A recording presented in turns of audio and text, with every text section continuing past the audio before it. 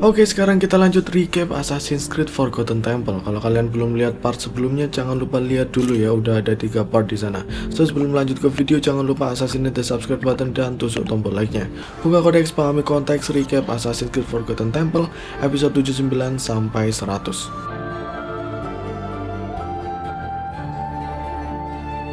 Lanjut penyerangan Nathan dengan komplotannya di kapal Abstergo. Para pasukan di sana pun bersiaga. Di dalam, Yuki melindungi Sei dan Noah dari Sigma Team sampai bertemu Nathan dan mereka akhirnya kabur menuju Singapura.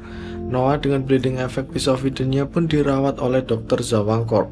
Tapi dengan keadaan yang tidak wajar, Sei pun harus mengorek informasi lebih dalam mengenai Edward karena Edward pernah sembuh dari dampak Piece of Eden ini. Dia pun menjelajahi memori Saito Shimazu dengan Animus untuk mengetahui perjalanan Edward selanjutnya. Di sana pihak Edward dipimpin oleh Saito berlabuh ke pulau terdekat untuk beristirahat. Tapi sayangnya penduduk desa tidak menerima mereka, terkhususnya Saito, karena dia adalah orang Jepang. Penduduk lokal saat itu bermusuhan dengan imigran Jepang yang datang sebelumnya. Terlebih sekarang mereka lebih agresif karena perintah dari ninja Shimazu yang kemarin. Saito pun mencoba menghentikan penyerangan mercenary Jepang itu. Saito menjebak pasukan mereka dan Saito berduel dengan leader mercenary. Saito sadar teknik pemimpin mercenary ini seperti milik Shimazu, tapi sayangnya tekniknya kurang sempurna. Akhirnya Saito berhasil melucuti katananya. Dengan begitu mereka berhasil mengumpulkan mercenary hidup-hidup sebagai sandera untuk syarat masuk ke desa. Mereka pun ditawan dalam sebuah gudang. Saito mulai menanyai motif mereka, dan ternyata mereka juga orang buangan yang dijanjikan untuk diakui kembali ke Jepang. Sama seperti Saito, dia merasa relate dan menawarkan untuk bergabung bersamanya. Saito mengajak para mercenary untuk merebut klan Shimazu kembali. Leader mercenary ini pun masih menimbang dan membicarakan mengenai uang, tapi Saito malah membukakan pintu untuk mereka kabur. Tawaran itu masih mengambang dan para mercenary melarikan diri dari sana. Kebaikan Saito pun akhirnya dipikirkan oleh para mercenary ini. Di sisi lain, warga dan John panik karena para mercenary kabur. Saito tidak mengaku dan hanya memberikan alasan mereka tahu teknik ninja. Tapi yang diharapkan Saito adalah benih perpecahan dari kelompok musuh yang sudah mulai tumbuh di sana. Di sisi lain, Edward yang masih sekarat mencoba mengistirahatkan dirinya. Lalu para mercenary di sana sudah bertemu ninja Shimazu dan memberitahukan lokasi Kenway. Para ninja ini pun bergerak. Leader mercenary yang dibayar dengan uang muka agak curiga. Kebaikan sesaat ninja Shimazu ini dipertanyakan. Di sisi Edward yang masih hangover, mereka mempersiapkan serangan yang akan datang karena lokasi mereka sudah bocor. Para mercenary Jepang hanya memantau pergerakan dari ninja-ninja tersebut, mencari kapal Feng Huang dan akhirnya ketemu. Kapal itu sedang dimuat untuk perjalanan berikutnya. Pihak ninja Shimazu masih memantau dan kedatangan pasukan elit Madame Li yang hendak join penyerangan. Sekilas tegur sapa dengan ninja, mereka pun menyerang kapal Feng Huang. John yang menyamar jadi Edward langsung memberi komando. Pasukan elit itu ditembak dari sisi lain oleh senjata Yun.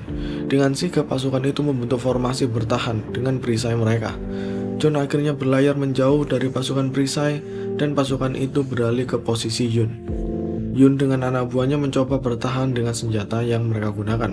Ninja Shimazu tahu kondisi kubu mereka tidak sedang baik. Karena itu dia memerintahkan mercenary untuk segera membantu pasukan perisai. Tapi para mercenary tidak setuju karena perlengkapan mereka tidak memadai. Mereka tidak ingin dijadikan tameng hidup. Para mercenary itu pun ingin bergabung dengan Saito. Kembali ke posisi Edward, dia hendak kabur bersama Saito dan Hinshoren yang merawat Edward.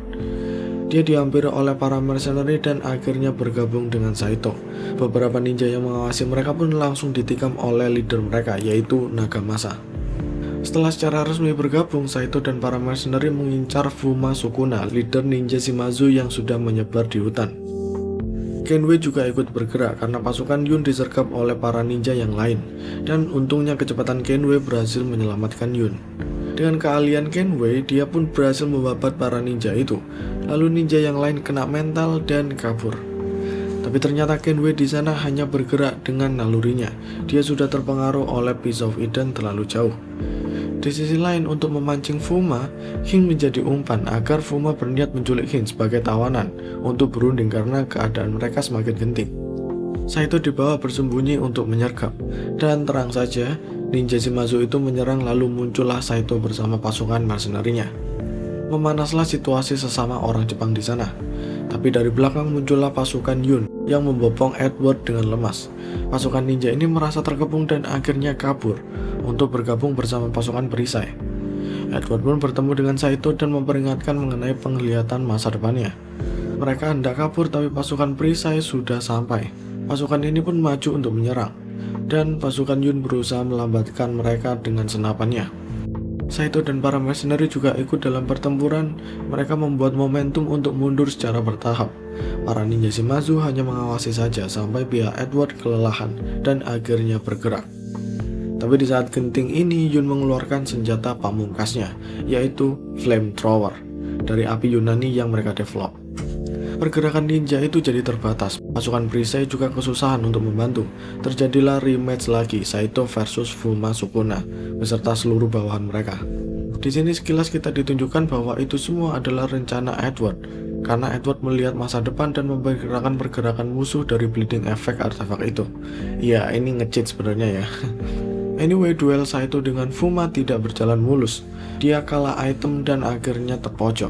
Tapi tiba-tiba dia dibantu oleh Nagamasa dan matilah Fuma Sukuna. Di sisi lain, Kenwei dan Yun mulai mundur ke tepi untuk menunggu jemputan kapal Feng Huang. Tapi setelah sampai, ternyata pasukan berkuda dari dinasti Qing juga menyusul mereka. Edward dengan kekuatan pisau idenya membantai orang-orang itu dengan mudah dan keren.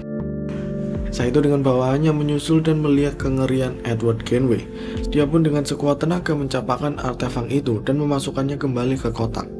Kenwei akhirnya mulai sadar, tapi kapal Feng Huang tidak kunjung berlabuh karena pesisirnya telah dijaga oleh pasukan perisai. Mereka harus menembakinya terlebih dahulu. Kawanan Kenwei pun harus melompat dari tebing dan langsung berenang ke kapal. Tapi di saat bersamaan, mercenary Jepang tidak mengikuti Saito. Mereka ingin membereskan pasukan perisai dan menemui mereka di Zulu. Kenwei dan kawan-kawan akhirnya berangkat. Zheng dan para assassin Cina yang berada jauh dari posisi Kenwei mendapat pesan mengenai peristiwa tersebut melalui surat gagak. Dan di sisi lain, di kerajaan Zulu, Jan mengiming-imingi Sultan Zulu mengenai artefak Isu. Lanjut di pihak assassin, mereka menginformasikan keadaan Edward pada Tessa, istri Edward di London. Waktu berlalu hingga kapal Feng Huang mencapai perairan Kesultanan Zulu. Mereka diberikan tembakan peringatan, dan itu ternyata dari Jan. Karena ternyata Jan sudah membuat kesepakatan untuk menyerahkan satu artefak ke kerajaan Zulu. Kesepakatan itu agar mereka menyerang Spanyol untuk mengurangi kekuasaan Spanyol dari Filipina. John sempat marah-marah seperti biasanya karena merasa terkhianati. Tapi dengan terpaksa mereka harus membuat pilihan sulit itu. Balik ke dunia modern, tubuh Sei sudah sangat terbebani. Dia keluar dari animus dan sempat melihat bleeding efeknya. Lalu Noah yang sudah sadar akhirnya menggantikan dia. Dia pun masuk ke simulasi Kenwei yang masih terganggu pikirannya. Mereka berniat keluar dari penjagaan prajurit Zulu. Di sisi Mustafa, dia malah minum-minum dengan Jan. Dan ternyata dia punya darah kerajaan Zulu. Tapi setelah sedikit ngobrol-ngobrol, Mustafa ternyata tetap loyal dengan Edward. Saat Jan lengah, Mustafa memukul Jan sampai pingsan dengan botol wine-nya. Di sisi lain, Edward dan Qin berhasil kabur. Mereka hendak membebaskan yang lain. Qin mengecoh penjaga sebagai perawat tahanan. Monyetnya di sana diperintahkan untuk menjatuhkan lampu. Dengan keadaan gelap, Edward pun beraksi dengan lihai. John di sana sempat terkena bacok karena melindungi Qin dari penjaga yang menyerangnya. Mereka pun segera kabur. Saat keluar, mereka bertemu dengan Mustafa yang sebenarnya mau membebaskan kawanan Kenwei. Dengan arahannya, dia menunjukkan lokasi artefak yang dijaga Kesultanan Zulu di gudang mereka. Tapi sebelum melakukan sesuatu, tembakan sudah terdengar. Pihak Madame Li dan assassin Cina sudah beraksi di sana.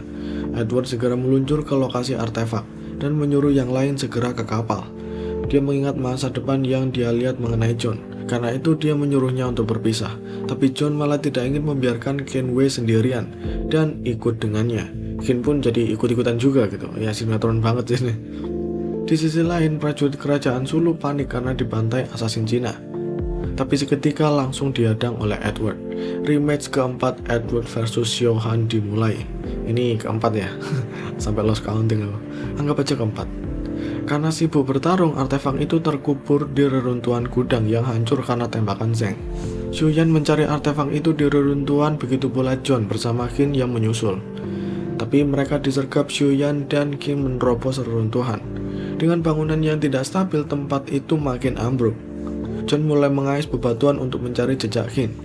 Tapi di sana ada Shuyan yang langsung menjatuhkan Hin. Dengan kepolosan Shuyan, dia tidak ingin membunuh Hin yang tidak berdaya. Tapi malah kesempatan itu dimanfaatkan Hin untuk bergerak lebih dalam. Hin pun sampai ke pintu yang terkunci. Dia menyuruh monyetnya untuk mengambil kunci dari penjaga yang meninggal. Monyet itu berhasil dan Hin membukanya untuk mendapatkan artefak tersebut. Dia berusaha membawanya keluar, tapi ternyata dia tertangkap oleh Shuyan. John yang melawan Liu Qing dan Edward melawan Shohan pun melihat ke arah Hin yang disandra. Tapi Zeng yang melihat mereka tidak berkutik malah tidak suka. Akhirnya meriam diarahkan pada mereka. Tempat itu pun jadi kacau. Crescent amulet jatuh. Shohan hendak meraihnya dengan rope dart, tapi kalah cepat dengan Edward. Dia pun menusuk pundak Shohan. Shohan pun membalasnya, tapi ternyata itu hanya ilusi dari artefak. Kage Bunshin no Jutsu, ya. Shohan pun kewalahan dan hendak ditusuk Edward. Tapi di sana Edward tiba-tiba terhenti. Dia ragu. Dia melihat masa depan lagi. Dan itu adalah kematiannya. Begitu pula kematian anaknya. Kesempatan itu yang membuat Shohan bisa melawan. John pun mendorong Shohan dan membantu Edward agar sadar. Shohan langsung menyerang John, tapi tiba-tiba Hin Sharon menghalangi jalur pedang tersebut. Tertusuklah tabib wanita dari Cina yang cantik ini. John tertegun. Edward tidak berkutik, begitu pula dua murid Shohan. Mereka pun melihat seorang kekasih meratapi wanita yang dicintainya meninggal. Dengan backup pasukan kerajaan Zulu, para asasin Cina segera mengambil Crescent Amulet dan pergi dari sana. Kemudian tiba-tiba datang mercenari Jepang yang menyusul dari Filipina untuk menyelamatkan Edward dan John. Kapal Feng Huang menyerang kapal Zeng untuk menahan tembakan. Tapi karena Shohan sudah menuntaskan misinya, Zeng pun mundur. Begitu pula Feng Huang dengan anggotanya yang komplit. Di sisi asasin Cina, artefak itu diamankan dan Shuyan mulai protes. Misi besar yang mereka lakukan telah mengorbankan nyawa dokter yang tidak berdaya. Shohan tetap bersikeras meskipun ada rasa ragu di hatinya. Liu Qing juga setuju dengan Shuyan yang mulai mempertanyakan pendirian mereka. Di sisi John, dia terpuruk dengan kematian kekasihnya. Edward juga merasa sedih, masa depan yang dia lihat tidak berubah dengan baik. Dan Gliss terjadi melokasikan artefak kedua di otak Edward. Yuki melapor dan lokasinya di Pagoda Swedagon, Myanmar. Mereka pun harus bergerak, Sigma Team di sana juga mulai bergerak. Dengan koneksi dan pasukan Nathan, mereka bisa lolos dan langsung menuju Myanmar. Meskipun negara itu sedang konflik perang saudara juga ya saat itu, ini di tahun 2023. Jadi settingnya kelihatan ya. Kita lanjut, kita ditampilkan memori masa lalu mengenai scene Adewale dengan kapal Jackdaw di bulan Januari 1725. Mereka menyerang kapal Templar. Dia mendapatkan informasi bahwa Edward dijebak. Karena itu assassin dikerahkan ke London untuk menginformasikan Edward Kenway. Itu hanya selingan aja untuk konteks ya. Kita kembali ke Kenway saat ini. Mereka berlabuh ke Singapura untuk singgah sejenak. Maret 1725. Edward di sana dirawat oleh tabib dan John yang galau terus berada di bar. Yun juga mengurung di kamarnya menciptakan sesuatu. Setelah sedikit sadar, Edward ke bar. Dengan pikiran yang masih menumpuk, dia menyenggol orang yang ada di sana dan akhirnya bertengkar. Tentu di sana Edward menang ya. Tapi saat seseorang yang lain mau menyerang, suara pistol pun terdengar. Yang mana itu adalah Tessa Stevenson Oakley atau Tessa Kenway karena udah nikah sama Kenway. Dia menyusul dari Inggris ke Singapura karena informasi dari assassin yang kemarin. Edward yang kaget meragukan pandangannya langsung ditampar oleh Tessa dan dimarahi kayak ibu-ibu pada umumnya lah. Saito yang mendengar tembakan tadi menghampiri mereka. Perkenalan mereka sangat singkat karena diminta menjemput Jennifer yang kabur entah kemana. Saito pun mencari Jennifer yang dikejar oleh para preman di Singapura dan dengan saat yang tepat Saito berhasil mengalahkan para preman-preman itu dan membawa Jennifer kembali. Dia hanya bisa terkesima dengan kemampuan samurai Jepang ini. Di sana mereka sempat mampir makan dulu sebelum ke tempat Edward. Jennifer yang berapi-api melihat Saito sampai disebut kesatria gitu. Selesai makan, mereka kembali ke tempat Edward yang dirawat Tessa. Mereka pun menemui Edward yang pikirannya masih terbeban. Edward memeluk Jennifer dan teringat masa depan kelam tentang kematian yang akan dia alami. Edward pun gemetar. Jennifer akhirnya keluar kamar itu dan sikap pesimis Edward diobati dengan motivasi agresif dari Tessa. Ya, ini motivasi sih. Setelah semuanya long rest, Slot balik lagi, HP kembali full, Kenway dan kawan-kawan melanjutkan perjalanannya. Dia berpisah dengan anak dan istrinya untuk menuntaskan perburuan Piece of Eden ini. Mereka menuju Burma. Di sana Edward juga menjelaskan mengenai 3 Piece of Eden. Crescent Amulet untuk mengeluarkan kekuatan dan melihat masa lalu, masa sekarang, dan masa depan. Kemudian Piece of Eden kedua yaitu Lantern untuk mengendalikan kekuatan Piece of Eden pertama, dan yang terakhir Lotus Disc untuk meluaskan kekuatan tersebut. Di sisi lain, pihak Madam Lee juga bergerak ke Burma, begitu pula Alan Jacob yang memata-matai pergerakan mereka semua. Waktu berjalan hingga Feng Wang berhasil mendarat di Burma. Dengan koneksi Zhang Wei, mereka dengan lancar masuk dan dibimbing oleh para biksu menuju kuil emas, Pagoda Swedagon. Tempat itu sudah dijaga ketat oleh pasukan kerajaan. Tapi karena Saito juga seorang penganut Buddha, dia diperbolehkan mampir untuk menghormati kuil yang lebih kecil. Di sini dijelaskan ajaran Buddha mengenai keseimbangan dan tidak egois. Hal itu yang mendasari mereka untuk menjaga artefak itu agar tidak disalahgunakan oleh siapapun. Setelah berbincang-bincang, Saito kembali dengan informasi penjagaan yang ada di sana. Tidak ada celah sedikit pun. Dan akhirnya Yun menyarankan menggunakan alatnya yang baru dan balon udaranya. Pada malam hari terbanglah mereka. Edward dan Saito menggunakan glider dan sampai ke kuil lewat jalur udara. Mereka masuk ke sana dan terbangunlah Sei dari simulasinya. Mereka sudah sampai di Myanmar. Dengan koneksi Nathan, mereka mendekati kuil itu. Tapi sayangnya penjagaan tersebut terlalu ketat. Nathan memberitahu Claire untuk segera mengontak Assassin. Meskipun saat itu hubungan dari Zawang Corp dan Assassin tidak begitu baik. Anyway, di malam harinya Nathan dengan rekannya memancing keributan. Sei dan Noah pun berhasil menyusup ke dalam. Dengan bleeding effect Edward Kenway, Noah berhasil menemukan jalan rahasia dan langsung masuk ke pusat kuil itu, menemukan lokasi artefak Lantern. Artefak itu mengeluarkan kekuatan yang membuat orang di sekitarnya akan mendapat karma mereka masing-masing. Karena ini adalah kekuatan untuk mengendalikan. Orang yang ada di dekat artefak itu bisa melihat kesalahan masa lalunya, memberikan pencerahan dari tindak kelam yang pernah mereka lakukan. Saya melihat Templar dan para subjek yang meninggal akibat penelitiannya. Tapi seketika Saito muncul untuk menunjukkan Sei agar menentukan pilihannya sendiri. Lalu Noah sebagai Edward Kenway bertemu dengan Robert. Tapi ternyata di sana dia berkomunikasi pada Noah yang ada di modern. Dan Noah tiba-tiba harus menghadapi Edward Kenway. Noah mendapat pencerahan untuk menghadapi leluhurnya sendiri agar tidak terjebak dari bleeding effect. Ingat, kekuatan Piece of Eden ini sebagai kutub positifnya, sisi terbalik dari Crescent Amulet yang sebagai kutub negatif. Jadi di sini mereka berusaha dicerahkan dengan beban-beban yang mereka pikul. Scene dalam komik memang agak membingungkan ya, karena ini adalah Nexus Event. Nexus Event dalam Assassin's Creed adalah suatu peristiwa yang sudah dinubuatkan. Kejadian masa lalu dan kejadian masa depan akan terhubung. Dan itu adalah desain dari kalkulasi Piece of Eden untuk merancang event itu berlangsung. Tujuannya untuk berbagai hal ya. Minerva juga pernah mengkalkulasi Nexus Event untuk menyegel Trident of Eden di novel Last Descendants.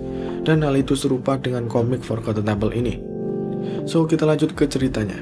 Yuki memantau dari jauh dan Sigma Team sudah datang dari atas. Selain itu, Noah ditanyai beberapa pertanyaan untuk mengetes niatnya, bahkan sampai ditampilkan ayahnya sendiri. Dan setelah pusaka itu menanyai tujuan Noah dengan tulus, dia menampakkan wujudnya. Dan juga Kenway yang dari masa lalu berbincang sejenak dengan Noah. Noah bilang dia tidak ingin mengikuti Kenway, tapi ingin berjalan menurut apa yang dianggapnya benar dan menuju masa depan. Noah pun akhirnya berhasil mengambil lantern tersebut. Dan kita akhiri recap untuk kali ini. Tunggu part berikutnya, so stay tune. Jangan lupa assassinate the subscribe button, spread the video, dan tusuk tombol like-nya. Thank you for watching, dan thank you juga buat kalian yang udah join inisiatif program. Nama kalian tercatat dalam kodeks. Anyway, akhir kata, Kakibunshi no Jutsu!